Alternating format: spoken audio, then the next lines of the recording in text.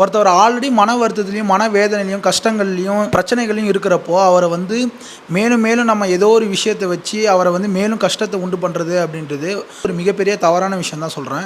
So அதே போல் பார்த்திங்கன்னா ஒரு தப்பான விஷயம் நடக்கிறப்போ ஒரு கேவலமான விஷயம் நடக்கிறப்போ அதை வந்து ஜஸ்டிஃபை பண்ணுற மாதிரி அதை வந்து அதுக்கு சப்போர்ட் பண்ணுற மாதிரி பேசுகிறது அப்படின்றது அது வந்து மிகப்பெரிய தவறான விஷயம், அது மிகப்பெரிய கேவலமான விஷயம்னு சொல்கிறேன். ஸோ இப்போ நான் எதை பற்றி பேசுகிறேன் அப்படின்னா இப்போ நான் விஜய் அண்ணாவை பற்றி தான் பேசுகிறேன். ஸோ நான் இதை பற்றி பேசக்கூடாதுன்னு நினச்சா நான் பேசுகிற நிலைமைக்கு நான் தள்ளப்பட்டேன். தாவைக்கா தலைவர் விஜய் வந்து நம்ம விமர்சனம் செய்கிறதுக்கு அனைத்து விதமான உரிமைகளும் இருக்குது. ஆனால் அப்யூசிவ் வேர்டு வச்சு இல்லை. நான் எதனால் சொல்கிறேன் அப்படின்னா அவரோட கொள்கை கோட்பாடு சித்தாந்தம் கருத்துக்கள் நமக்கு எதிராக இருக்கிறப்போ இல்லை நமக்கு வந்து அது வந்து செட் ஆகலை அப்படின்றப்போ அவரை நம்ம எந்த விதமான கேள்வியும் எழுப்பலாம், எல்லா விதமான விமர்சனங்களும் செய்யலாம். ஆனால் பர்சனல் லைஃப் வச்சோ இல்லை அப்யூசிவ் வேர்டை வச்சே கிடையாது. அதே மாதிரி பார்த்தீங்கன்னா நடிகர் விஜய் அவர்களை விமர்சனம் செய்கிறதுக்கும் நமக்கு எல்லா விதமான உரிமைகளும் இருக்கும். எதனால் அப்படி சொல்கிறேன் அப்படின்னா 150 ரூபா கொடுத்து அவரோட படத்தை நம்ம பார்க்குறோம் அப்படின்றப்போ அந்த படம் பிடிக்கல அப்படின்னா நம்ம அவர் மேலே என்ன விதமான விமர்சனமும் வைக்கலாம். ஆனால் அப்யூசிவ் வேர்டை வச்சு இல்லை. ஸோ நடிகர் விஜய் அவர்களையும் தாவேக்கா விஜய் அவர்களையும் நம்ம வந்து விமர்சனம் செய்கிறதுக்கு எல்லா விதமான உரிமைகள் இருக்குது. ஆனால் அப்யூசிவ் வேர்டை வச்சு கிடையாது.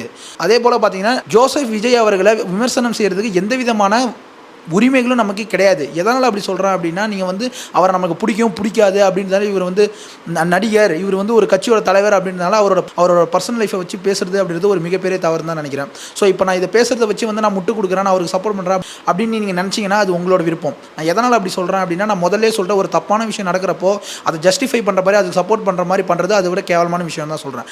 அதனால் நமக்கு தாவேக்கா தலைவர் விஜயை பற்றி பேசுகிறதுக்கான எல்லா உரிமைகளும் இருக்குது.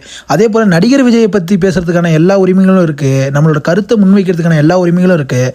ஆனால் ஒருத்தரோட பர்சனல் லைஃப் போய் ஜோசப் விஜய் அவர்களை நமக்கு விமர்சனம் செய்ய எந்த ஒரு உரிமை கிடையாது. அவங்களோட பர்சனல். ஸோ அதை பற்றி எதுவும் பேசாமல் கடந்து போங்க. அது அவங்க 2 பேர் பார்த்துப்பாங்க, கோர்ட் பார்த்துக்கும். ஸோ இதில் உங்களோட கருத்துக்கள் இல்லை உங்களோட விமர்சனங்கள் எதுவுமே தேவையில்லை.